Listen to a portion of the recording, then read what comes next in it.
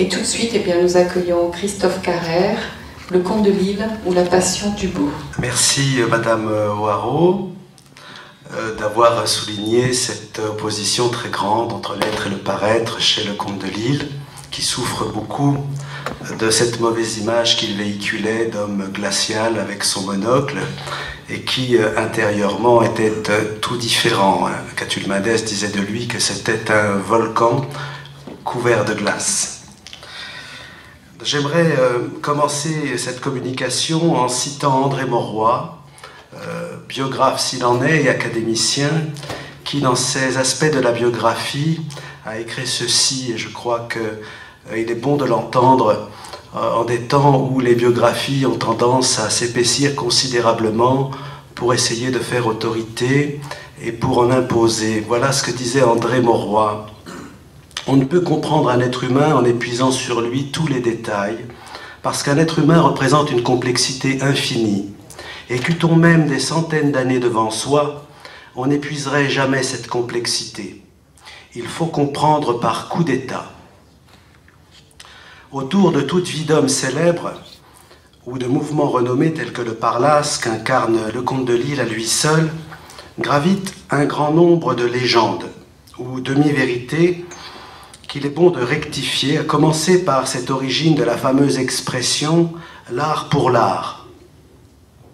La formule n'est en effet ni de Le Comte de Lille, ni de Victor Hugo, ni même de Théophile Gautier, comme on le répète à l'envi, mais de Victor Cousin, dans sa 22e leçon de philosophie sur les fondements des idées absolues du vrai, du beau et du bien qu'il professa en Sorbonne en 1818, et qui réfutait une théorie tendant à confondre le beau avec la religion et la morale. La religion et la morale, écrivait-il, sont ce qu'il y a de plus élevé. Il ne faut donc les mettre au service d'aucune autre chose que d'elles-mêmes, ni surtout au service de l'intérêt. Il faut de la religion pour la religion, de la morale pour la morale, de l'art pour l'art. Le bien et le saint ne peuvent être la route de l'utile ni même du beau. Alors, ces légendes et ces vérités, il est 3 légendes au sujet de Le Comte de Lille. La première, c'est celle du voyage en Inde. Au XIXe siècle, le nationalisme était une idée profondément de gauche et revendiquer sa nationalité, c'était encore parfois une façon de réaffirmer son anticléricalisme, les cléricaux entretenant et nourrissant à l'égard des citoyennetés, ainsi que l'affirma Edgar Quinet dans l'ultramontanisme ou l'Église romaine et la société moderne de 1857, un réel fond de mépris. Aussi, le poème « À l'Italie » de Le Comte de Lille, 1859, était-il non seulement une façon de saluer l'expédition de Garibaldi, voulant libérer l'Italie des Autrichiens qui la dominaient depuis 1849, comme l'écrivit Joseph Vianney, mais encore, comme le précisera plus tard Caroline de Mulder, d'afficher son opposition à la papauté, qui, selon le poète, collaborait depuis les origines avec l'envahisseur. Dans l'Inde française, publiée en 2 livraisons successives, dont nous n'avons que trop peu parlé dans notre biographie, Le Comte de Lille retrace l'histoire de la présence française dans le sous-continent indien, tente d'expliquer l'éviction des Français et se fait le fervent défenseur des races opprimées contre la nation anglo-saxonne. Race antipathique et destructrice par excellence, écrit-il, qui n'a jamais rien assimilé, n'a été modifiée par aucun contact, et qui, après avoir refoulé et dispersé les tribus de l'Amérique septentrionale, qui n'ont pu être asservies, a vécu en dehors et au-dessus des peuples hindous, trop nombreux pour qu'elle tentât de les détruire, mais assez inertes pour subir l'écrasement et l'avidité insatiable de son despotisme. En outre, les poèmes barbares contiennent 3 fameux poèmes hindous, Nur Mahal, 1858, Jian Hara et Le Conseil du Fakir, 1860, qui, ainsi que l'écrit Edgar Pic, le grand spécialiste de Le Comte de Lille, dans sa préface à l'Inde française, donnent de l'Inde moderne une image violente, sanglante, barbare, ou au contraire, d'une tendresse sans limite. Mais Le Comte de Lille a-t-il visité ce continent ailleurs que dans son île natale, ou autrement qu'en feuilletant les livres d'Eugène et d'Émile Burnouf, les grands spécialistes du sanskrit au XIXe siècle qui ont traduit la Bhagavad Gita. Il est vrai que certains écrits Les récits rapportent que le poète, au milieu de ses amis ou lors de réceptions mondaines, aimait à le faire croire et que certains esprits sincères s'en firent un peu rapidement les échos, prenant pour argent comptant ce qui, selon nous, n'a jamais été au pire qu'une fable, au mieux qu'une façon de briller, d'ajouter un peu de lustre et de crédibilité à des descriptions poétiques, somme toute plus créoles qu'hindoues. Car aucun document, à notre connaissance, ne nous permet d'affirmer que le comte de Lille ait jamais effectué un semblable voyage, qui l'eût d'ailleurs considérablement marqué, dans l'océan Indien. Seconde légende, la légende du manuscrit jeté lors du dernier voyage de le comte de Lille en métropole. Il est donc un autre océan qui charrie une autre légende de la vie de le comte de Lille, c'est l'océan Atlantique. En effet, le comte de Lille embarqua pour la dernière fois le 23 mars 1845 au port de Saint-Denis sur l'Anna, non sans avoir pris conscience de ce que sa souffrance et son ennui lui avaient apporté. Les 2 années qu'il venait de passer à Bourbon avaient été favorables au développement de sa poésie. Sa forme était plus nette, plus sévère et plus riche. Sa formation était donc achevée. Il avait cerné les contours de son art, définitivement orienté vers un absolu de la beauté, une intransigeance de la forme, inséparable d'une certaine idée de Dieu. Aussi, pendant les longues semaines que dura la traversée, 3 mois, lorsqu'il relut une à une les pièces qui composaient son recueil prêt à être publié, probablement intitulé « Odes à la France », un frisson l'aurait parcouru, une insatisfaction happée. Il aurait vécu comme une rupture avec tout un passé spirituel et littéraire et soudain dédaigné la source d'inspiration que sa jeunesse, ses tendresses, son romantisme ému lui avaient révélée. Renonçant à l'égoïsme des chansons passées, il aurait alors jeté par-dessus bord d'un recueil qui devait, selon Thalès Bernard, son ami, se diviser en 2 et comprendre, selon Edgar Pic, la recherche de Dieu, le voile d'Isis, Hypatie, la première Hélène, la fontaine Oliane, les épis, la robe du centaure, Tantale, les sandales d'Empédocle et peut-être les ascètes, au dire de Jean d'Ornis, près de 1000 vers, environ 4000 selon Jules Huret. Plus de 6000 dans le Paris Journal du 10 janvier 1873. Quoi qu'il en soit, le comte de Lille n'a pas pu détruire l'intégralité de son manuscrit, mais seulement ce qui lui en a paru moins bon, puisque les poèmes antiques paraîtront chez Marc Duclaux en 1852 et que le 23 juin 1880, le librettiste le comte de Lille, écrivant au compositeur Franz Servet, un peu découragé par la difficulté de la tâche qu'il s'était assignée, mettre en musique la Polonide, se remémore très exactement le temps qui sépara l'achèvement de l'écriture de son premier manuscrit de sa publication. « Que diriez-vous donc si vous étiez à ma place ?» lui écrit-il. « Pendant 6 ans, j'ai gardé mon premier recueil dans un tiroir, faute d'éditeur. Et depuis 30 ans, je n'ai jamais rencontré une ombre de sympathie, ni dans le public, ni dans la critique. En fait d'indifférence, je doute que personne n'ait été plus dédaigné, plus oublié de tous et de chacun. Je n'en ai pas moins travaillé dans la mesure de mes forces, autant que ma paresse naturelle, mon manque absolu d'ambition et mon mépris inexprimable de l'assentiment public me l'ont permis. » Ici donc, au sujet de ce manuscrit jeté, seul l'océan Atlantique connaît la vérité. Une autre légende autour de le comte de Lille, c'est la candidature de 1873. À l'élection à l'Académie française du 8 juin 1882, le comte de Lille se présenta de manière officieuse. Matériellement, ce serait une élection qui me serait fort utile, écrivit-il le 19 mars de cette même année à la veuve d'Hippolyte Fouque, et ce n'est que sous ce rapport qu'elle est désirable, car au point de vue littéraire, rien n'est plus insignifiant, il parle de l'Académie française, ni plus inutile. Peut-être cherchait-il aussi inconsciemment à guérir ses angoisses qui le taraudaient en tentant d'accéder officiellement cette fois-ci à l'immortalité.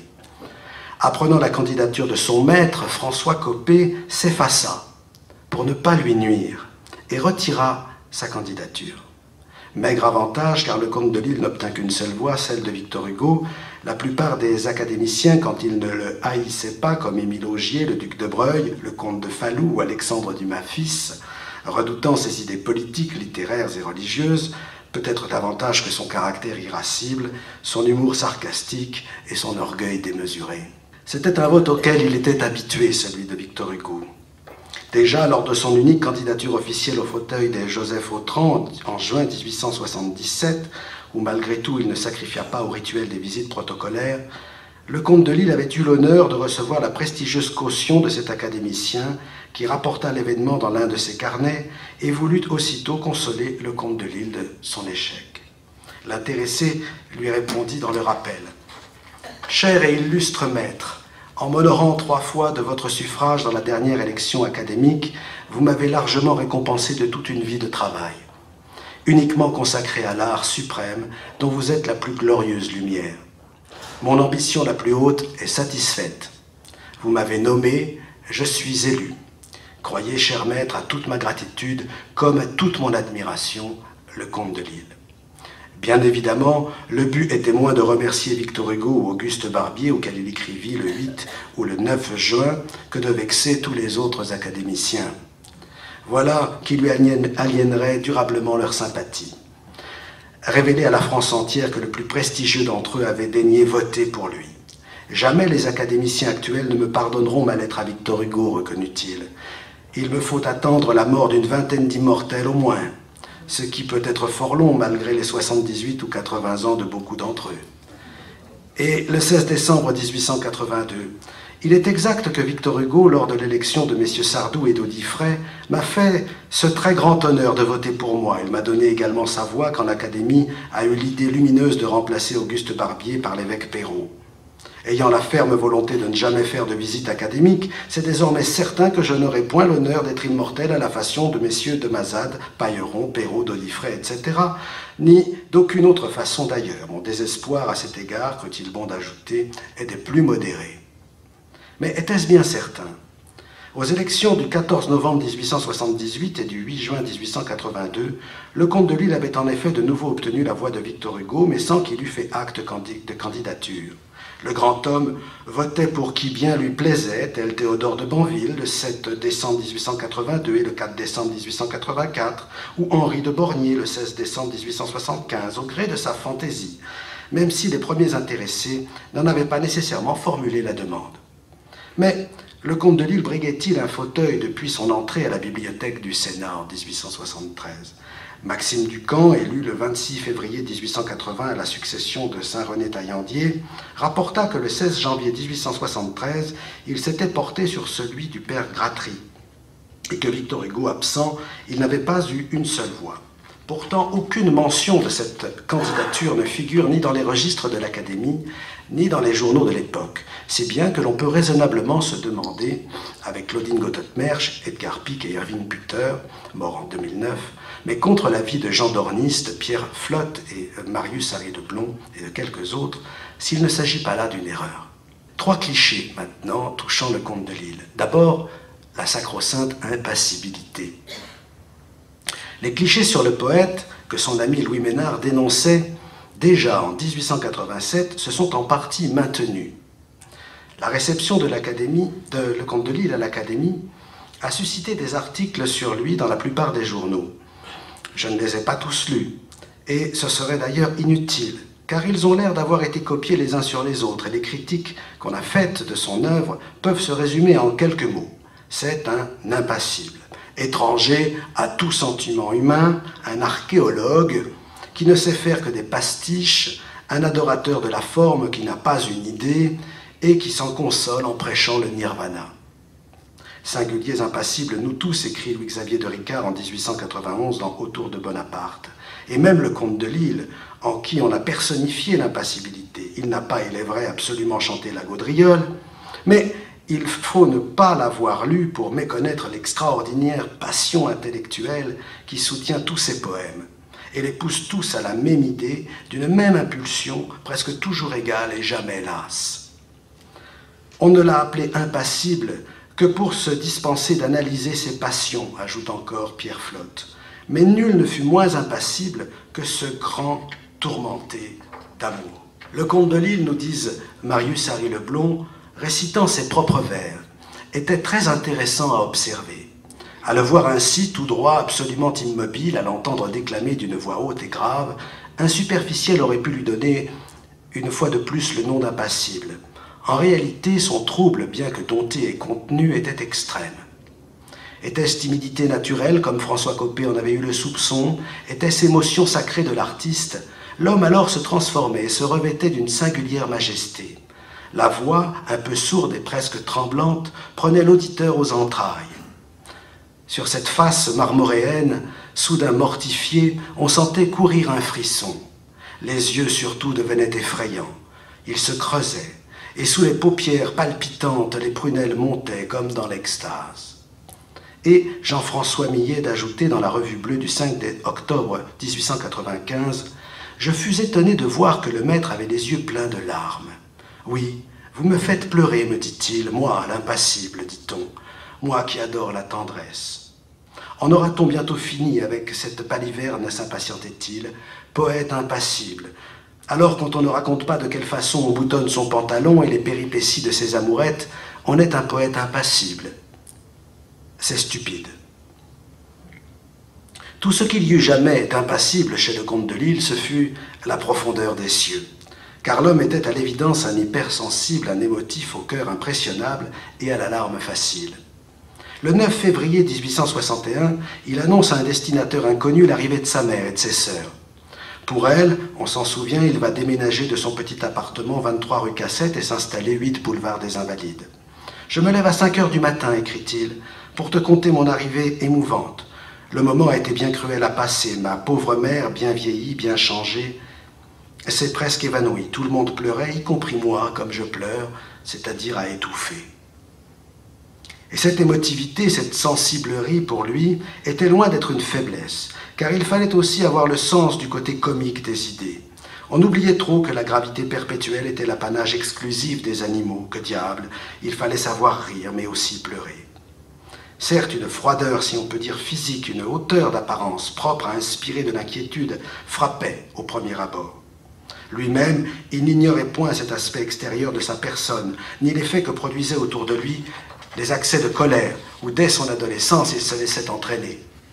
Mais il avait longuement lutté pour se débarrasser de la versatilité qu'il avait distinguée dans les penchants de son esprit.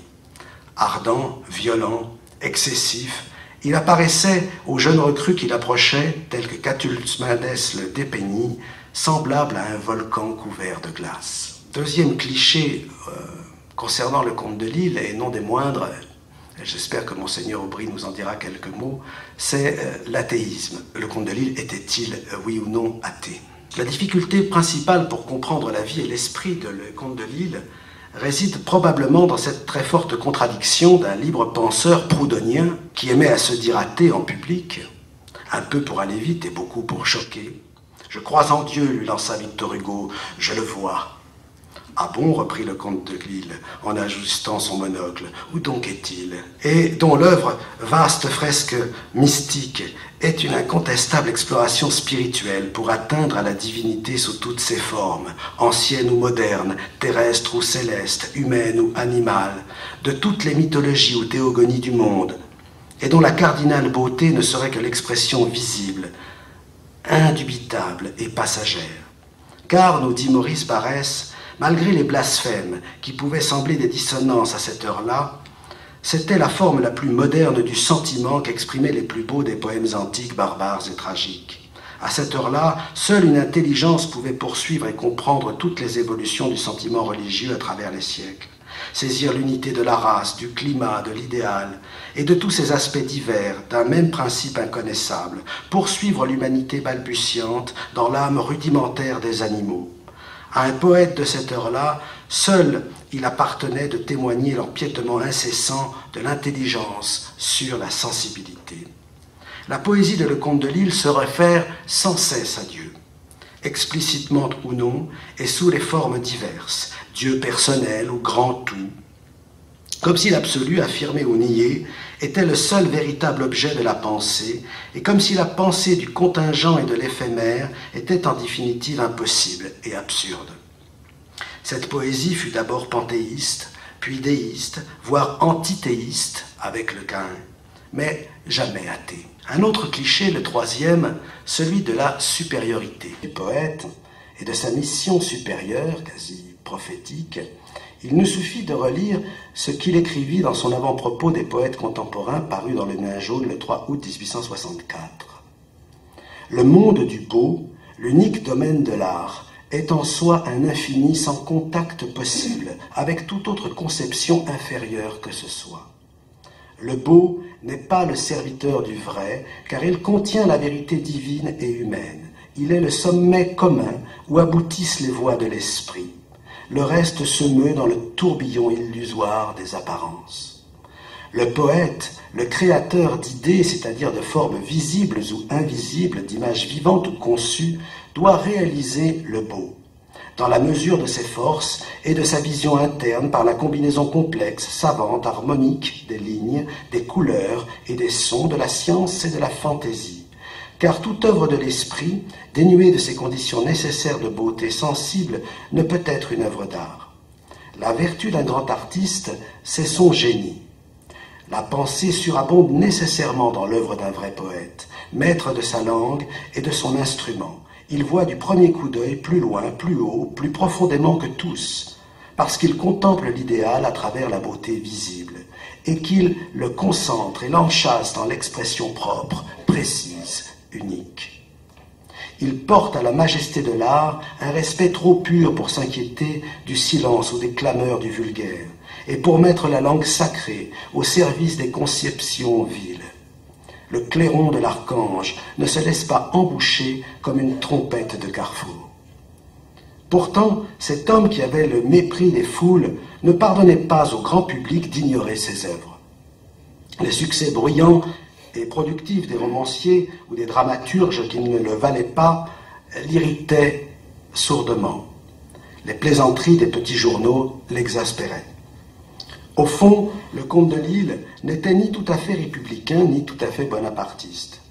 L'homme avait construit et choisi sa propre patrie, le beau, terre de grâce et d'harmonie fanatique, lieu de conflits individuels ou de rivalités grégaires, rivage d'abandon voluptueux ou de rancunes intestines, tantôt triomphantes et ironiques, tantôt amères et désabusées.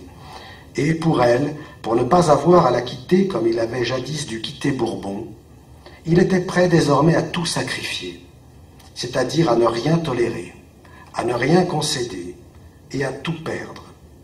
Écrire était devenu un acte non seulement de subsistance, mais surtout de résistance autoritaire, d'endurance despotique et de combat dictatorial contre la langue, conçue comme un système de lois rigoureuses que l'imitation des anciens pouvait arriver à briser, contre la société qui n'accordait pas à l'activité créatrice la place qui lui revenait, contre la femme qui faisait oublier au poète sa vocation propre, contre toute matière, contre toute inertie, contre toute atonie. Trois influences maintenant. Les admirations et les influences de Lecomte de Lille furent largement aussi grandes et aussi nombreuses que ses détestations.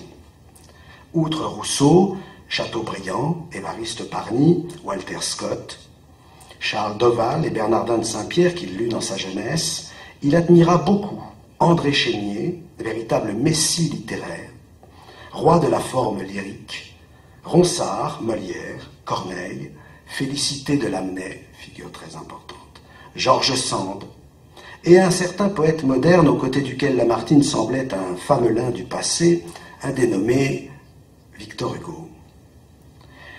Nous ne sommes jamais placés dans notre biographie, et comme c'est souvent le cas actuellement, sous l'angle de la concurrence des génies ou des ambitions personnelles. Le comte de Lille était-il, oui ou non, jaloux de l'œuvre de Victor Hugo?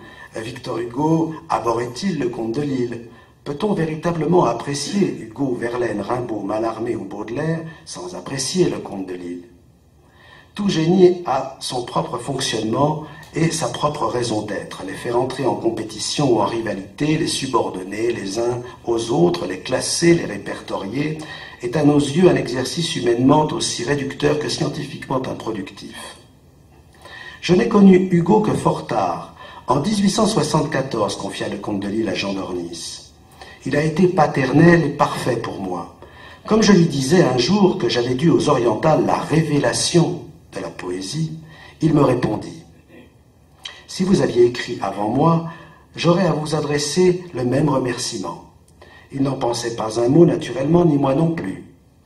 Il m'a toujours jusqu'à la fin témoigné les mêmes sympathies, votant pour moi à chaque élection académique et me désignant pour son successeur.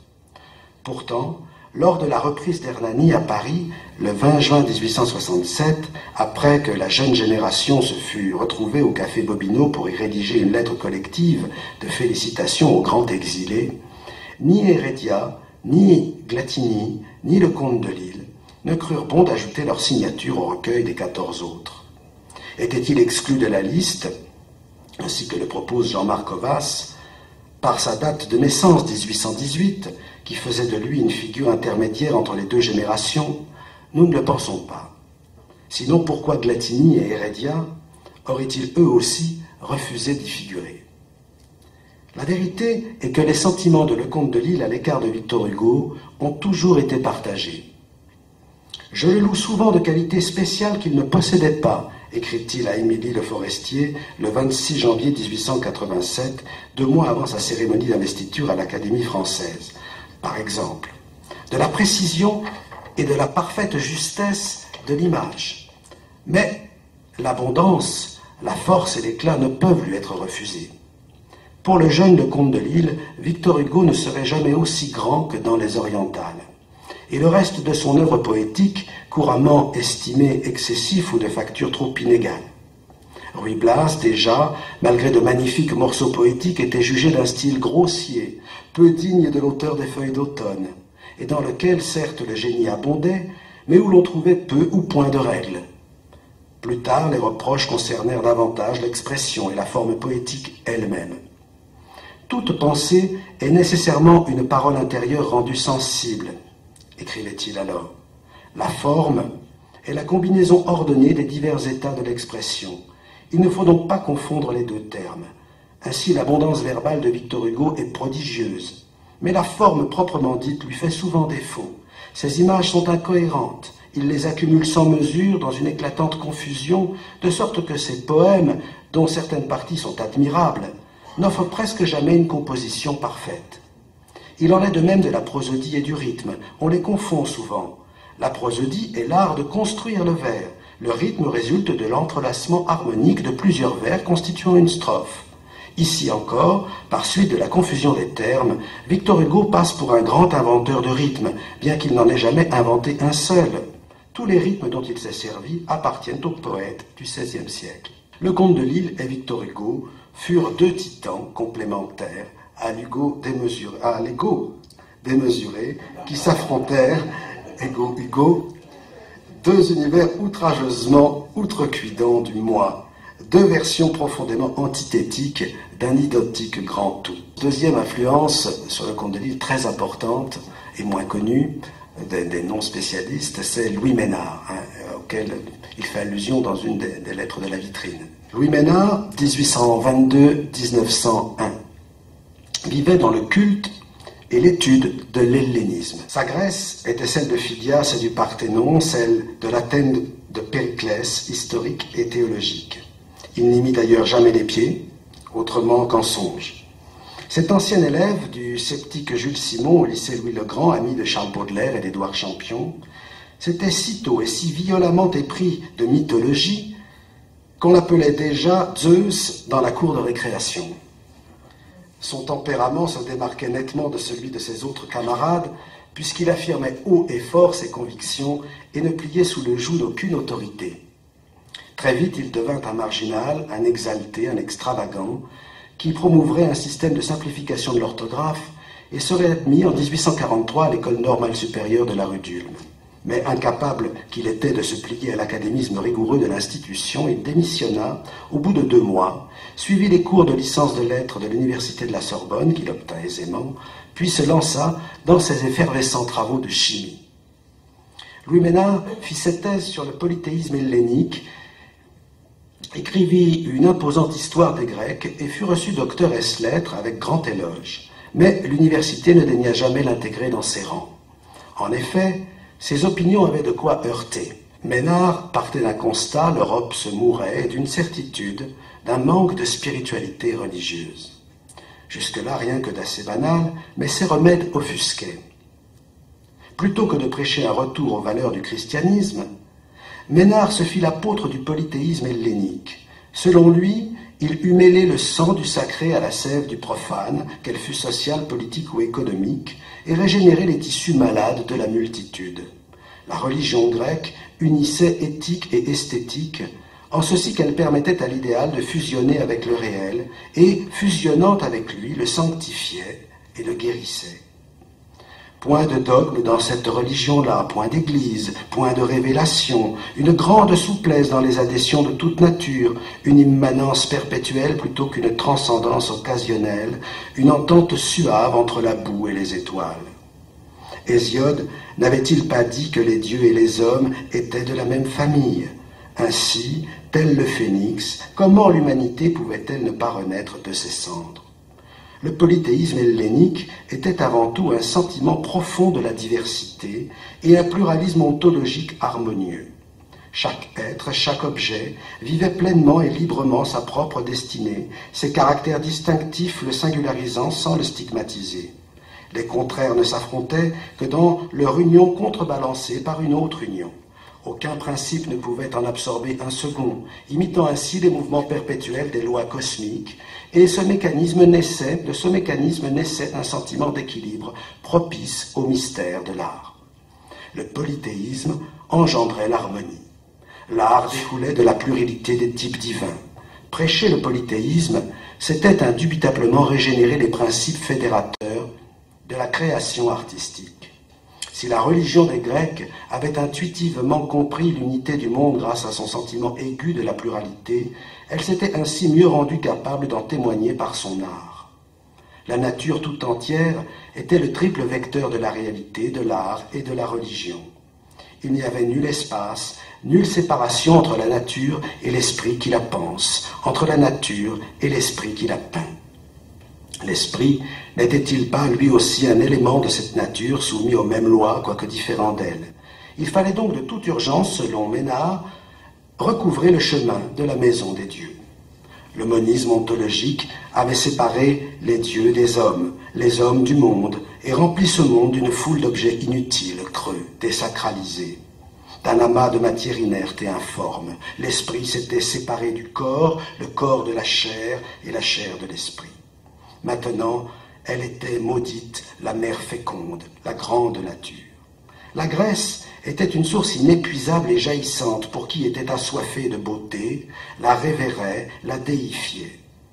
Suprême aurore de l'intelligence humaine, elle encourageait l'étude, l'érudition, stimulait les jeunes esprits en quête de savoir et permettait de retourner aux intuitions pré-chrétiennes de la culture occidentale. Elle était polythéiste, c'est-à-dire que non seulement elle ignorait les dogmes des trois monothéismes, dissolvait le sacré et le profane en un seul univers mythologique, mais encore procédait d'un génie authentiquement païen, c'est-à-dire primitiviste et idolâtre. Dans la Grèce antique, l'idéal n'était pas distinct de la réalité. Il était dans chaque pierre, dans chaque stèle, dans chaque statue.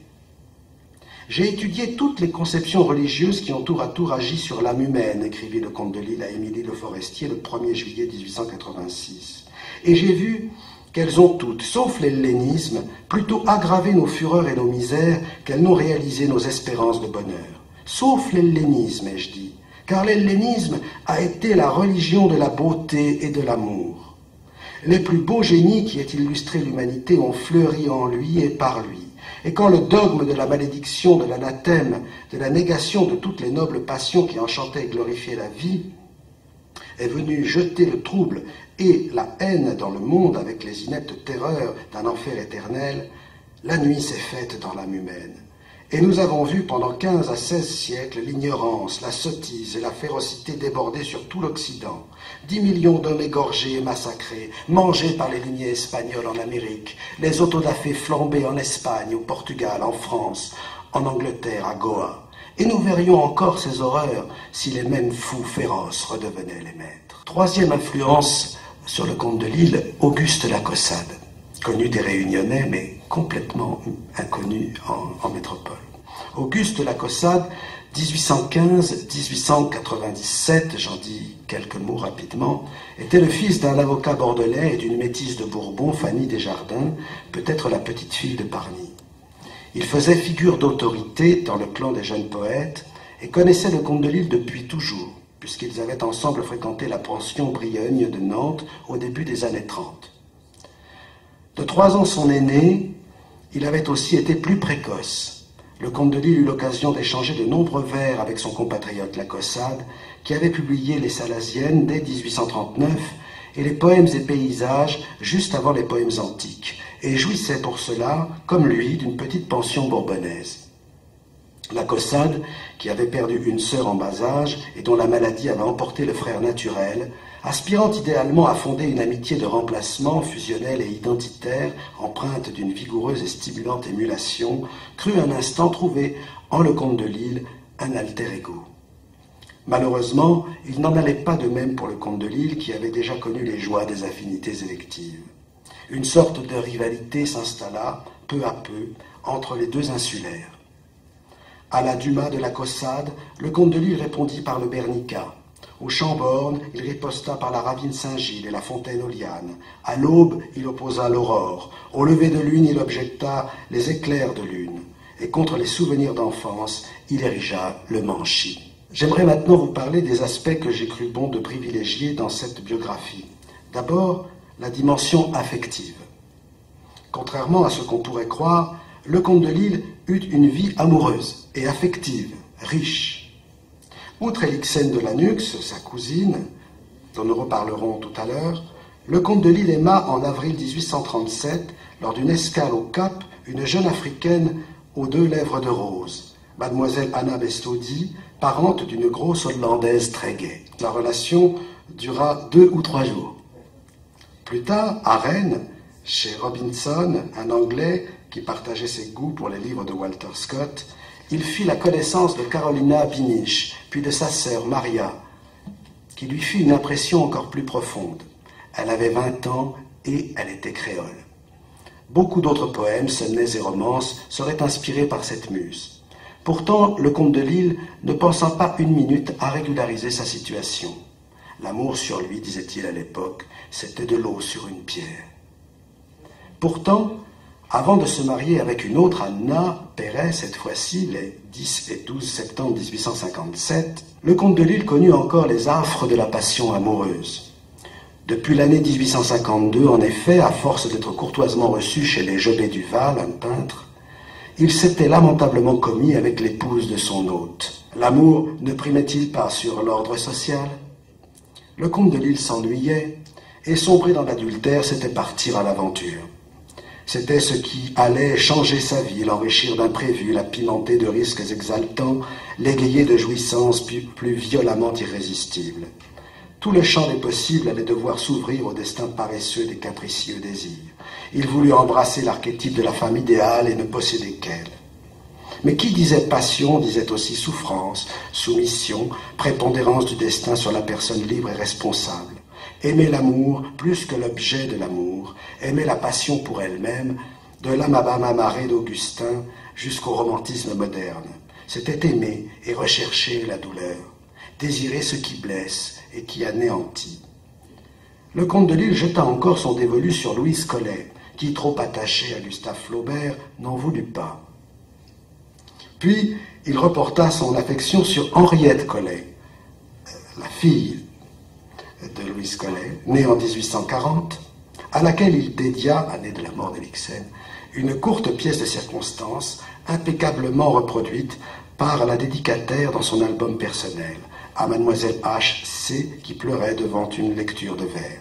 Pièce publiée en juin 1854 dans les Modes parisiennes illustrées, mais qui ne figurerait pas dans le recueil ultime.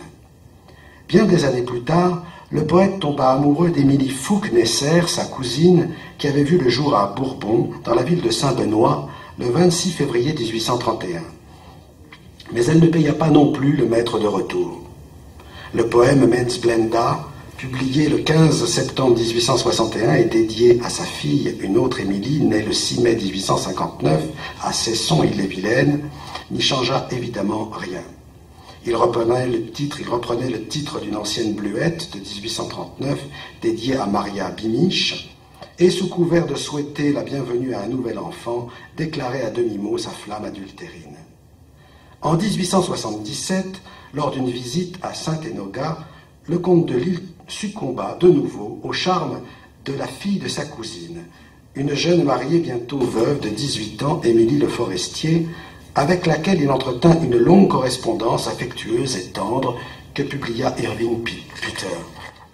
Enfin, dans ces dernières années, le poète impassible aima encore tendrement Helena Beer, la rose de Louveciennes, qui fut pour lui, selon les termes de Fernand Calmette, un de ces éclairs d'amour qu'on appelle improprement des réveils séniles, et qui sont la lueur d'allégeance, le reflet de douceur, l'aube mystérieuse voilant de clarté sereine le seuil de l'ombre éternelle. La dimension affective maintenant, que j'ai essayé de mettre en avant, est la dimension psychologique. Nous avons délibérément mis de côté, et c'est là que la citation d'André Mauroy du début prend tout son sens, comprendre par coup d'État, nous avons délibérément mis de côté la figure de Marie Elixène de Lanux, la fameuse Vierge au Manchi, la fille de son oncle maternel Frédéric et son premier amour, dont nous ne savons presque rien, sinon qu'elle mourut en 1840, le 3 janvier ou le 28 avril, dans sa 18e année, 8 mois après son mariage avec Pierre Baillif, et que le poète la rencontra pour la première fois à l'Olivier, ainsi qu'il le raconte lui-même dans Mon premier amour en prose. Le comte de Lille narra avec beaucoup d'humour et de détachement cette unique et splendide rencontre, son transport juvénile, sa brutale déclaration, la naïveté de ses espérances et l'issue misérable de toute son entreprise. Elixène était de faible constitution, d'une humeur maladive, et c'est à travers la batiste des rideaux d'une litière, le Manchi, portée par 8 esclaves, qu'on pouvait deviner toute l'immensité de son étrange beauté. En juillet 1840, date coïncidant parfaitement avec celle de l'annonce de la mort d'Elixène, puisque les navires à voile mettaient à peu près 3 mois à regagner la métropole, le comte de Lille abandonna définitivement le droit. Avait-il décidé, dans le secret de son âme, de vouer sa vie à la beauté d'Elixène ressuscitée dans la poésie? Peu de temps avant cette date, il écrivait « Il est 2 amours, l'un positif, ayant pour objet une réalité, l'autre plus vaste, plus sublime, chantant ses créations plus belles, aussi parce qu'il les a rêvées. » On pourrait bien sourire devant la naïveté de cet amour éthéré, conférant une joie sans aucun revers d'ombre, prospérant à l'écart de toute humanité. Un amour de fantôme, un fantôme d'amour. Mais, avec Henri Cornu, nous pensons au contraire que Marie Elixène fut la personne qui eut la plus grande incidence sur la construction psychologique du poète. Plus, qu'elle fut peut-être, sinon à l'origine de sa vocation poétique, du moins de son abandon du droit, de sa quête esthétique et métaphysique, tout autant que de son attachement viscéral à Bourbon, et qu'elle fut surtout pour lui une source inépuisable d'inspiration, de mélancolie et de souffrance. Le drame fondateur et la trame secrète de toute sa vie. À cet égard, le poème intitulé « Les tronçons du serpent » 1829 de Victor Hugo n'a pas pu le laisser indifférent, car elle avait 15 ans, un sourire ingénu et m'aimait sans mélange, écrit Victor Hugo. Et quand elle croisait ses bras sur son sein nu, on croyait voir un ange. Ce poème ne put qu'avoir une résonance particulière chez lui, puisqu'il raconte et met en scène les souffrances d'un jeune poète, dont le front rêve enflammé, depuis qu'Albaïdé dans la tombe a fermé ses beaux yeux de gazelle. Ce vers deviendra d'ailleurs dans le Lévrier de Magnus 1883, 43 ans après la mort d'Elixène, arabe du Hedjaz aux longs yeux de gazelle. Tout comme dans ma pitié muette, l'expression qui figure dans les tronçons du serpent deviendra dans les Montreurs en 1862, 22 ans après la mort d'Elixène, dans mon orgueil muet. Dans ma tombe sans gloire, tu sais, je m'engloutir pour l'éternité noire, je ne te vendrai pas mon ivresse ou mon mal. Comment expliquer encore cette prédilection évidente pour les très jeunes femmes, le plus souvent créoles et si possible de sa famille? Émilie Fouque, sa cousine, 13 ans de moins que lui. Henriette Collet, fille de l'inaccessible Louise, 22 ans de moins que lui, née l'année même de la mort d'Elixène. Émilie Le Forestier, fille de l'inabordable Émilie Fouque, 41 ans de moins que lui. Helena Beer, enfin, la belle Florentine, 52 ans de moins que lui. Un des grands malheurs de ma vie, écrit-il à Émilie Le Forestier le 23 juin 1886, ou plutôt un de mes nombreux défauts, est de n'avoir jamais pu rien oublier. On peut effectivement penser, sans trop se tromper, que le comte de Lille vivait personnellement, intimement, et non seulement dans son œuvre poétique, dans une sorte de nostalgie chronique, d'éternité romantique du souvenir, et que, à bien des égards, le temps était pour lui, comme pour Lamartine, suspendu depuis les origines du monde. Voilà.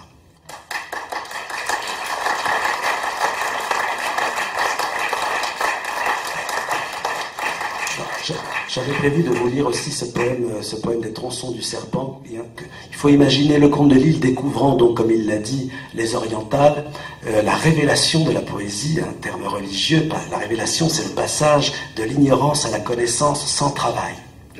Donc c'est un acte très fort. Et en lisant les orientales, on est donc aux sources de l'inspiration poétique de le comte de Lille. Et il y a ce poème, les Tronçons du Serpent, qui est un poème sans doute en rapport non seulement avec Saint Paul, mais avec Élixène et son génie poétique. Il est court, est-ce que j'ai l'autorisation de le lire? Oui. Alors, Victor Hugo cite Saadi dans la première édition. D'ailleurs, les sages ont dit, il ne faut point attacher son cœur aux choses passagères. Dans toute la réflexion sur la vanité, déjà. Je veille et nuit et jour mon front rêve enflammé. Ma joue en pleurs ruisselle depuis qu'Albaïdé dans la tombe a fermé ses beaux yeux de gazelle. Car elle avait 15 ans, un sourire ingénu et m'aimait sans mélange. Et quand elle croisait ses bras sur son sein nu, on croyait voir un ange.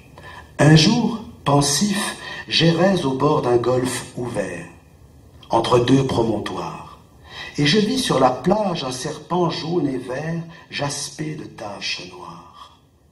La hache, en 20 tronçons, avait coupé vivant son corps que l'onde arrose, et l'écume des mers que lui jetait le vent sur son sang flottait rose. Tous ces arneaux vermeils rampaient en se tordant sur la grève isolée, et le sang empourprait d'un rouge plus ardent sa crête dentelée. Ces tronçons déchirés, épars près d'épuiser leur force languissante, se cherchaient comme pour un baiser de bouche frémissante. Et comme je rêvais, triste et suppliant Dieu dans ma pitié muette, la tête aux 1000 dents rouvrit son œil de feu et me dit « Ô poète, ne plains que toi. Ton mal est plus envenimé, ta plaie est plus cruelle, car ton Albaïdé dans la tombe a fermé ses beaux yeux de gazelle. Ce coup de hache aussi brise ton jeune essor, ta vie et tes pensées autour d'un souvenir, chaste et dernier trésor, se traînent dispersés. Ton génie au vol large, éclatant, gracieux, qui mieux que l'hirondelle tantôt rasait la terre et tantôt dans les cieux donnait de grands coups d'aile, comme moi maintenant meurt près des flots troublés. Et ses forces s'éteignent, sans pouvoir réunir ces tronçons mutilés qui rampent et qui saignent.